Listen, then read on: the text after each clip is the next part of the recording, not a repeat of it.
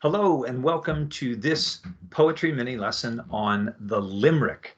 Now, limericks are probably the most difficult kind of poem that we're going to be experimenting with right now. And so we're going to break one down as an example for you so that you can see how it works to give you an idea about what it might look like when you go to create your own. So a limerick. A limerick is a humorous poem with 5 lines that always have the same rhyme and meter patterns.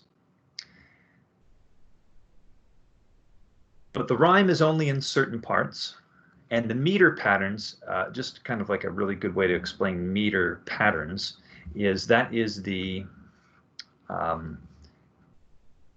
it's kind of like the beat. It's the rhythm of the poem, and we're going to see how they relate.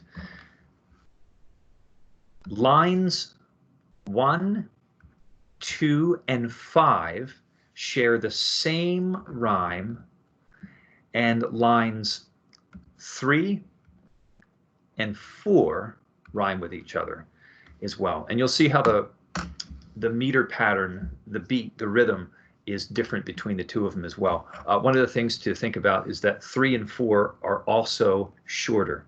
Lines 3 and 4 are shorter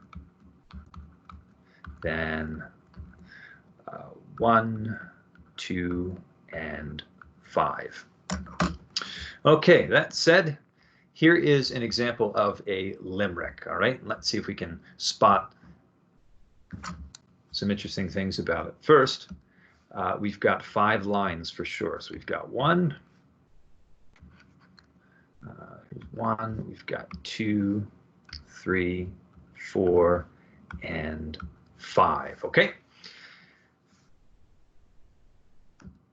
Lines 1, 3, and 5 rhyme. So we've got zoo, we've got you, and we've got do. So those 3 rhyme, and also over here we've got fair and scare, they rhyme. So just as we said at the very beginning, 1, 3, and 5 rhyme, as you can see there, and also 3 and 4 rhyme as well together. And you see also how 3 and 4 are shorter?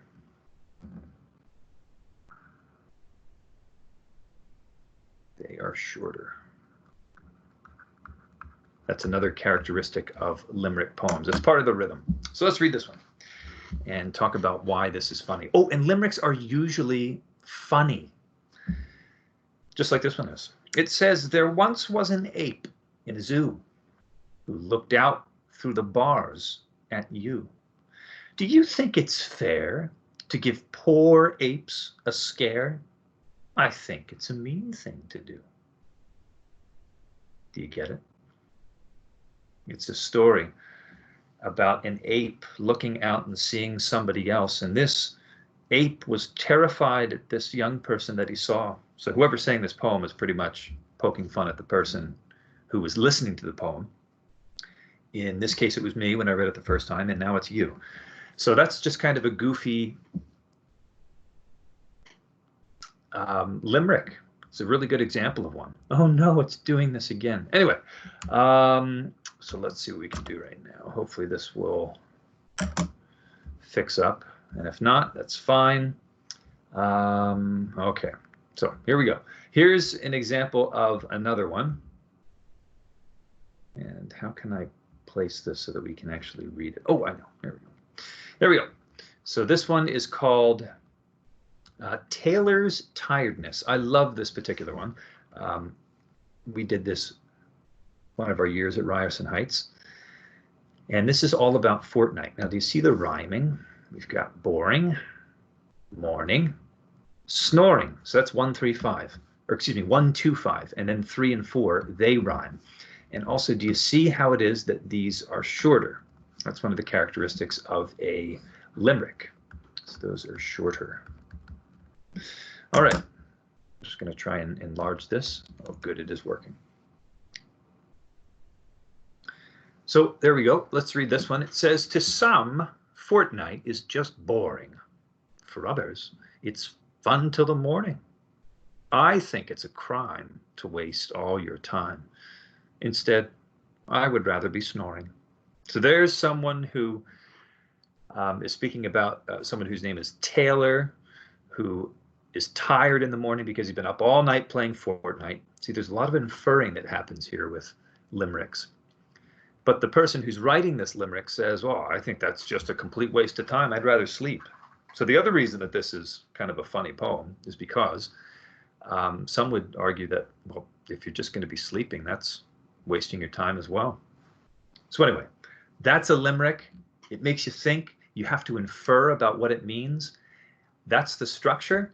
And I hope that helps you out a lot in crafting your very own limericks for your poetry presentation. So there's the limerick. I'm going to copy that. You'll be able to find this in our Mayock 4's class notebook right under the poetry section, as you see there, with all of the other ones. And you can view this video on YouTube, which really is probably where you viewed it to begin with. So thank you very much. I appreciate you looking, and I hope it's helpful. Reach out to me if you need a hand at all. And I hope to see you soon, the week of May 25th, for our live lessons at 10 a.m. on poetry and also on math. Bye.